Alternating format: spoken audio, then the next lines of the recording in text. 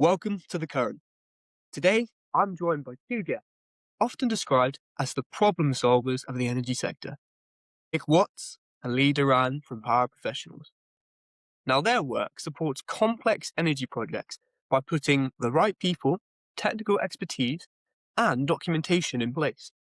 The parts of delivery that don't always get the spotlight, but they make all the difference between things working and things going wrong. They work in the end of the industry where execution matters. Standards are tested daily, and problems can't be ignored. If you're interested in how serious engineering businesses actually operate behind the scenes, this is the conversation for you. Nick and Lee, thank you very much for coming on. It's so great to have you. How are we? Very well, thanks. Fantastic, Blaze. Yeah. So, Lee, to begin, you started your career in the Royal Navy on nuclear submarines before moving into offshore wind. So, how did those environments begin to shape the way you think about safety, responsibility, and I guess the business you're in now? Yeah. I mean, in offshore wind is very much the same as being at sea on submarines. Safety is paramount. It's at the forefront of anybody's mind on board a submarine. Every single personnel on board a submarine is responsible for everybody's safety and very highly trained to make sure that we can fulfill them roles. Thank you. And Nick, now your career spanned hands-on offshore delivery through now to your technical oversight. How has that shaped the way you approach leadership and your day-to-day approach? Yeah, so I'm a firm believer in, having been out there delivering the jobs with the guys at site. You see day to day exactly the struggles that are faced, complacency that sets in with potentially skilled operatives doing multiple repeatable jobs. All the little things that sort of make a big impact when they compile. Most incidents that we see, the root causes lie in human errors, which are preventable, but it's happened through a multitude of failures across the line. Which for us, it's again, Lee touched on it before. Everything we do, like safety, is an absolute is the most important thing. And a lot of it is development of procedures and processes, but it's also trying to get through to the guys like a behavioral mindset and understanding. And not everybody's at the same level, so as a team, everybody's got to look out for each other and work together.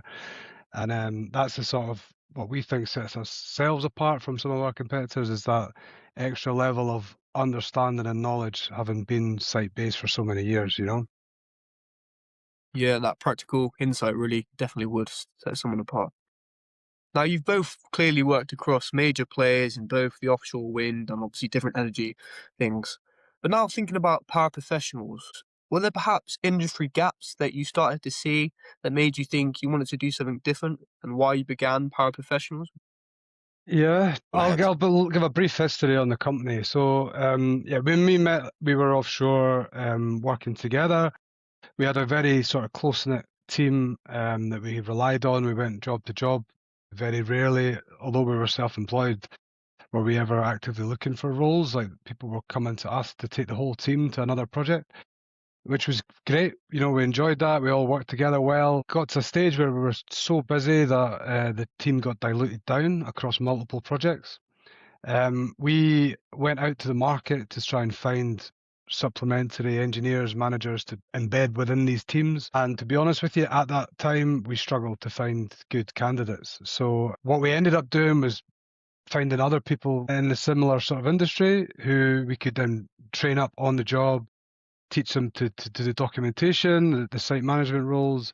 And that was basically the birth of Power Professionals. We were handpicking these people, training them, and then using them on projects. And a client of ours at the time, sort of, actually, they were the ones that saw the opportunity more than we did, and encouraged us to start the business. And for many years, that was all we really did, was just deploy management teams for these projects that we used to do.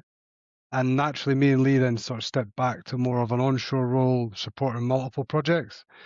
That then facilitated us to move on to where we are now, which is more trying to bid on the full subcontracts themselves and take on the full responsibility of these project deliveries, which is where sort of our transition is now for the last 12 months going forward.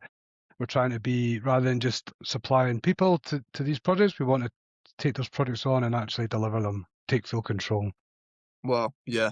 Sounds like quite a good natural progression. It seems you saw the gap, your skills and your mindset and your connections, I guess, really what made Paraprofessionals what it is today. It sounds good. Now, we know as founders, you mentioned it briefly, your roles begin to change over time. You mentioned about stepping back, more about managing people, becomes more about absorbing decisions, especially sometimes without all the information you need. Now, when you think about decisions, you think about important things to make. What helps you when you're evaluating, or any tips and advice you give on people making decisions under big pressure? Because we know you both make constant decisions under a lot of pressure and not always with the right information you need. Is there any advice you give to people? Yes, every day we're making decisions. At the moment, we're looking more about the strategy and where we can take the business forward into the future. Obviously, that comes with financial risk and where we need to invest in that strategy. Sorry. So yeah, what advice can I give to people? I mean, it's you've got to go with instinct. I think a lot of the time, and experience. I think experience and instinct, helps in making them decisions to push the business forward. I would probably say don't be arrogant about anything. It's just the old saying is there's no stupid question. I am the first person always just to ask anything that isn't clear to me. And if it's obvious, great.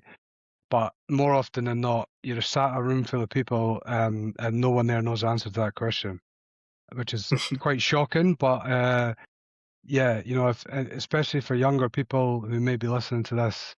They may be sat in environments that are quite daunting. If it's not obvious to you, that's a problem on everybody else's part. That's not your failing. It should be clear and it should be explained to everybody, because the worst thing that can happen is everyone walks out of that room assuming they know what's going on, and no one really does, and then they're just too embarrassed to admit it, and that's when things go wrong. That's some really good advice. And I think they go hand in hand. It's both being humble enough to ask questions, because we know, like you said, there's no stupid questions, but also then trusting your gut, trusting your instinct. So now, let's now take a pan out. Let's think about the industry as a whole. Let's think about the future. Now, a lot of people now, 2026, January, people are thinking about growth. They're thinking about potential. They're thinking about their businesses, their goals for the future. But what do you think actually matters the most for leaders and people in this space? People. You can't do anything without good people around you. Obviously, staff. You really need to make sure that you look after the people around you, treat them well, and they're the ones that will support in the growth of the business. We can only lead the way. It's a really powerful insight. Yeah. Yeah, because you're right. Without people, you don't have a business. Exactly. I mean, again, just to add to Lee's point, similar sentiment really, but it's a little bit concerning for us that the lack of people coming into the industry, especially younger people. I understand how difficult it is. Some of the training's hard, some of the education's hard. It's not very glamorous, but when I graduated in 2010, I sat in a meeting with National Grid at the time, who were concerned about the average age of the workforce. It was 55 back then. They've now all retired. So the average age of the workforce in our industry is plummeted, with not enough recruitment. And that's across the board. We see it with jointers, we see it with engineers, we see it with commission engineers. In terms of solving this problem, I don't have the answer right now. A lot of people are doing a lot of things trying to solve this problem, but ultimately, our feeling is that if we can build a business and work on favourable contract terms with clients across multiple, for us, our speciality is cables, but that doesn't mean that's offshore wind. It can be substations onshore, solar farms. So we're trying to sort of spread that workload across and allow ourselves opportunity to bring in more and more staff, people through the business, and offer that opportunity for training. Potentially as an industry, if we try and look a bit more forward facing and create a bit more of a workload that everybody can commit to, then people would be more inclined to hire more staff, put these training programs in place. Everything seems very granular and project focused. It's okay, we don't need anyone today, but tomorrow we need 100 people. And then 6 months down the line, they're all gone. And you can't really build businesses off the back of that. It's so difficult.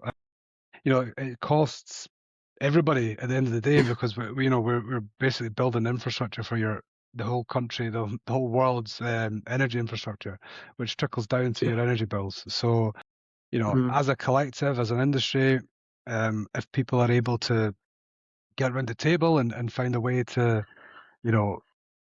project these projects longer into the future and be a little bit more lenient perhaps on some of the contract terms. That's a lot of what we spend our days doing now when we sign supplier agreements with companies is say, look, our prices are this because of the risk you're imposing on us. There's other options out there. Can we look at contract types and work around options there where we work together to try and reduce these costs? Because ultimately it is possible, but it's not easy. I don't know how else. Yeah, that's really insightful. Yeah, and you're right. The industry as well is people shy from it because it seems quite daunting and it's not the easiest industry to get into. And we know as well, though, that there's so many opportunities. Now, a lot of people, I know, speaking from my experience and my age as well, they think about engineering, the electrical world themselves. They maybe think about light switches, turning lights on and off. But of course, we know it's so much broader, so much more exciting than that. Now, you mentioned two things, which I myself am interested in. I know a few of my listeners are. You mentioned cabling and supplying infrastructure that powers the world. Now, I know you two are both holding it back. Now, would you be able to tell me a little bit of the experiences and what people can experience and what they would get themselves into if they were to look into a career, perhaps in these industries or with yourselves or similar sort of things, like maybe a day-to-day, some of the excitement or the challenges that they would face? What it'd be like? Just give them a bit of a preview, if that's possible. Fine. Do you want me to do this, Lee? Yeah, go ahead. Yeah, cool. So I'll take a normal day on an offshore project. Again, depending on the role you're doing, it varies, but you're usually based on a ship, or we call them vessels usually. That's where you live. You're there for 2 weeks as a minimum, sometimes longer. You would be you won't be sharing in the same shift, but you would be in a shared cabin. So there'd be bunk beds, day shift, night shift. So you're not sleeping in the room at the same time, but there's not a lot of privacy, shall we say. Most of the time, the vessels are very well equipped with gyms and good mess rooms, good catering facilities, etc. But obviously, the idea is that you're there to work. You're there out on the towers, foundations, 12 hours a day. So it can be quite tiring and quite high stress. We usually would expect an hour scope, which is the pull-ins of these cables and the termination and testing specifically. 10 to 12 teams on any one 24-hour period. So that means 6 days, 6 nights, potentially swapping on the same assets. Now, depending on again, all variable, but the project resource, there's a few different options for transferring. I'm going through this quickly, so apologies. There might be a lot more questions off the back of this, but I'm trying to explain it as clearly as I can without skimming over the details. But so there's CTVs, which are basically like small fishing vessels sort of size. They can transport people between the main ship, the SOV, which is a supply vessel, which is where you're living for the 2 weeks. So they come and collect you from here and then drop you off on a foundation. That's the sort of cheapest option, but it's also probably the worst option in terms of project performance because it takes a lot of time. And then obviously the weather limits are a lot lower. The better option is what's known as a walk-to-work system. Now there's a few companies out there, so I won't name names, but there's a very clear favourite for us, so I can maybe send you that separately. And that basically is a compensated gangway system. The main vessel will approach the asset. This will deploy and connect to the foundation, and through a series of hydraulic compensation, it basically holds a steady position and you can walk across safely. That is impressive. They're called walk-to-work devices or systems. So you can Google those and there'll be loads pop up. But yeah, they are the best because the weather limits then increase significantly. So you're basically working more and more. So the guys themselves will go out to the tower, they'll be there for 12 hours. You know, quite often there's no toilets, there's no chance of coming back. You need to take your lunch with you. It's pretty remote. And we are basically on that vessel coordinating these activities 24 hours a day. So you've got usually every hour you're deploying teams or collecting teams. In between, you're moving the vessel around to collect rubbish or deploy more tools and equipment. And it's just a juggling act between keeping everybody busy, having lots of meetings with the client to get things approved, permit applications. So it's exciting. I used to love doing it on a daily basis because it's like there's never a minute where nothing's going on, but it's high pressure and it can be quite stressful. But ultimately, if it's planned well and you've got a lot of contingency within that plan, the idea is just to keep something happening, and then you've usually got a couple of engineers, day shift, night shift, who are then prepping your guys to get out there, so they've got all the right documents, all the right tools and equipment. They know what they're doing, they're comfortable with that, but also capturing all the data that's coming back. We've got our own software that we use called PowerDocs, which captures all the installations and all the test reports and test data, and it creates as-built reports that we then produce and send to the client for approval. I've realised that was a lot in a short period of time, No so problem. some of it might not make sense, but that's a general day, and then obviously it's just rinse and repeat for probably 200 days until you finish. But that's why you have the rotations, you swap out, and like Lee would come and do my job when I'm not there, and you sort of decompress for 2 weeks. Sounds good. Sounds like, yeah, you're right. It's high pressure, but high excitement because, again, it's how you frame it. Some people may jump at the opportunity. Almost sounds like you're a bit of a pirate, but you're also an engineer, a pirate engineer. Yeah. So now thinking about the industry as a whole, and you mentioned something there which made me thinking, a lot of people think work harder, work harder, work harder, but it sounds like you and your guys, you work hard enough as it is 12 hours. So do you think the advantage comes from purely working harder or working smarter? By means of maybe using the latest technology, streamlining things, and even updating your team with the latest training? What advice would you give to other engineers and other people who also run companies as well? We mentioned PowerDocs there. That's a prime example of working smarter. When I first went offshore, my job was filling out paperwork. It was mainly admin, and to put it in a nutshell, that took a full-time role for somebody down to probably 3 days a month in terms of workload, just by utilizing software. Something that we're keen to try and, there is other things in industry and construction generally, but we feel that a lot of construction is quite far behind in terms of uptake and software. We understand the need for paperwork. It's crucial. We're not trying to avoid it. We're just trying to, make it compliance system, but in a digital format, basically, if that makes sense. Training wise is 100% needed. There's always a base level of training that everybody's going to need just for being on site. We're advocates of continual training. Like I do courses almost every month, just so that we're available to go on multiple different sites. It's a little bit of a bugbear of mine, though, the fact that a certain level of competency that is recognised in one country by one company, for example, isn't necessarily transferable across different companies or different countries. It becomes, especially for people that are self-employed, it becomes prohibitively expensive to afford all these certifications. So then they have to kind of make a decision on what they pursue. So as a potential improvement, the world, or Europe at least, could get their heads around and understand a sort of universal training or recognition of other training. What that would allow, in my opinion, is flexibility of resource around where, we're desperate for commissioning engineers, for example, in Scotland, but there may be a group of really similarly highly trained guys in Germany, and we could move resource around a little bit easier. Probably it would help everybody, but yeah. Thank you very much for sharing that. Yeah, and we're seeing similar patterns as well. People want uniformity so we can all work together and, for the greater good, not just for our own businesses, but to make people's lives easier. Now, again, because it's January, I do like to highlight the year. Now, we know you guys have got some good goals for the year.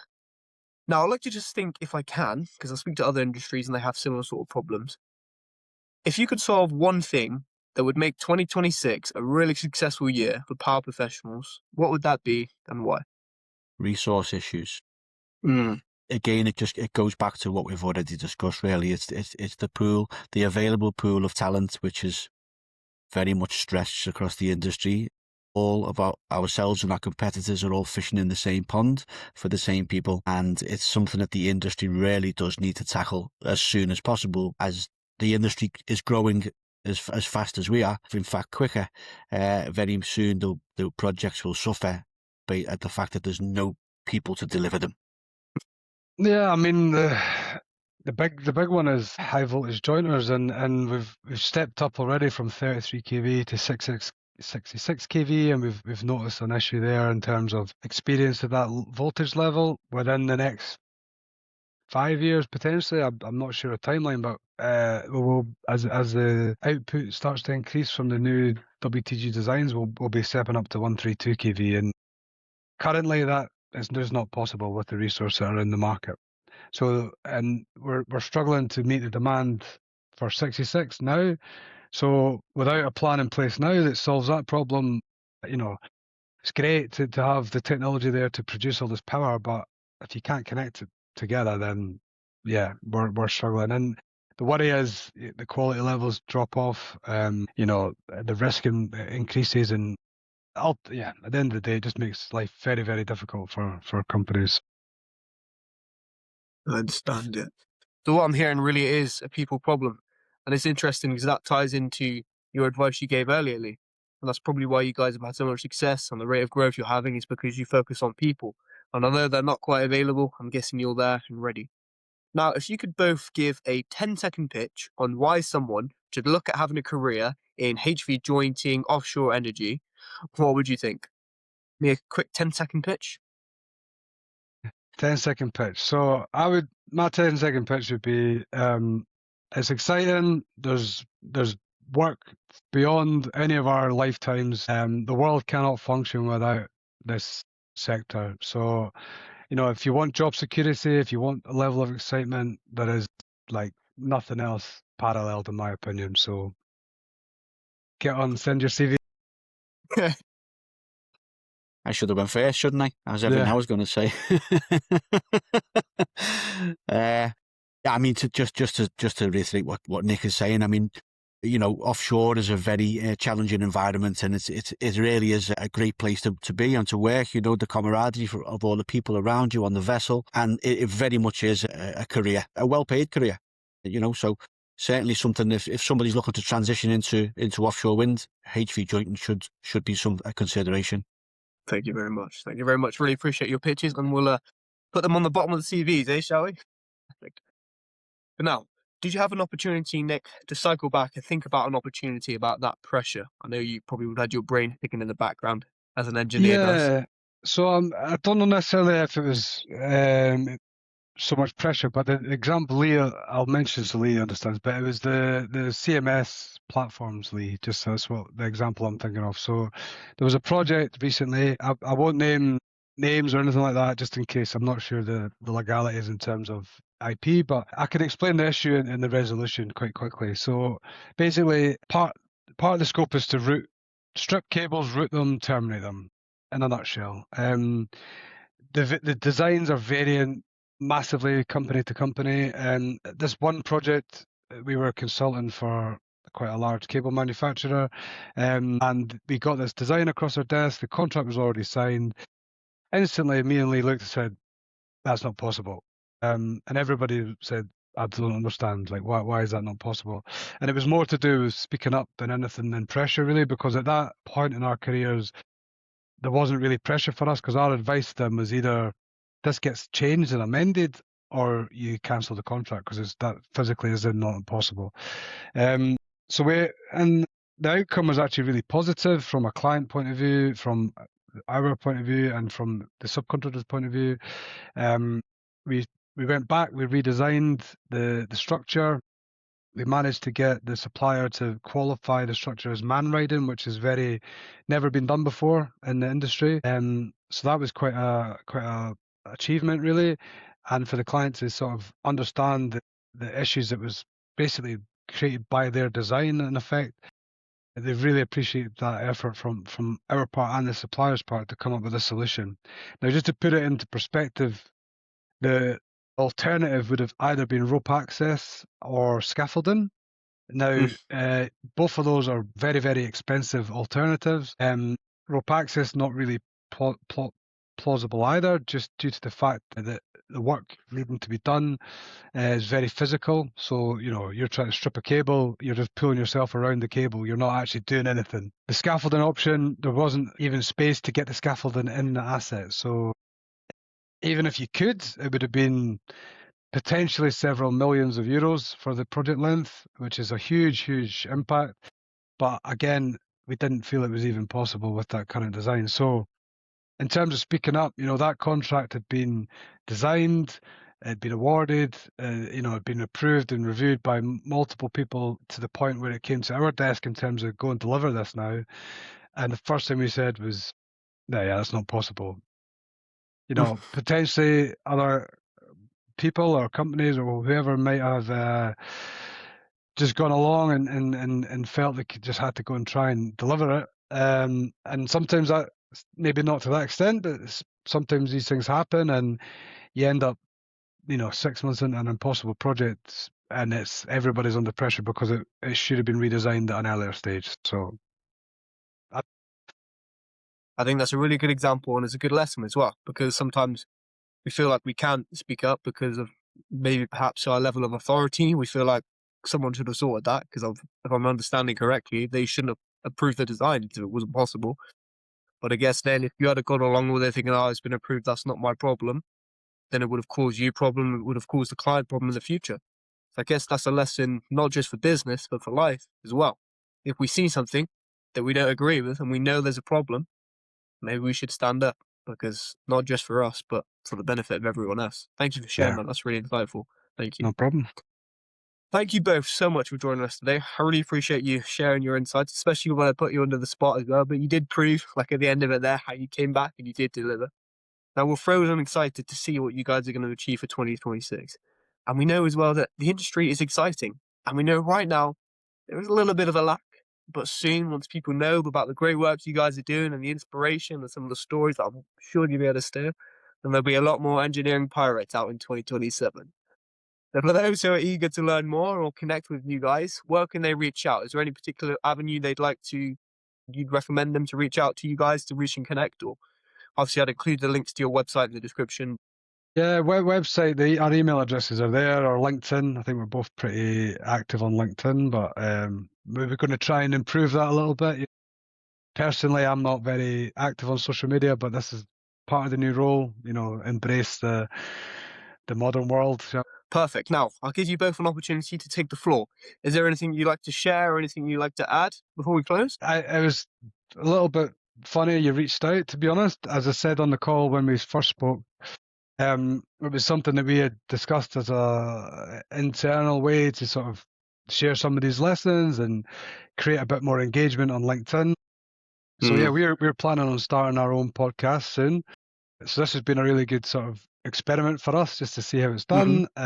This software as well, which we were sort of came across in our research. So yeah, I mean, if folk are interested in this sort of topic, we're gonna have our launched maybe sometime in February. We're trying to record some episodes, build up a bit of a catalogue, and then get a regular posting. So yeah, I'm sure you'll get some good traction because it sounds like you both got some understanding and some funny stories a bit as well, behind the scenes.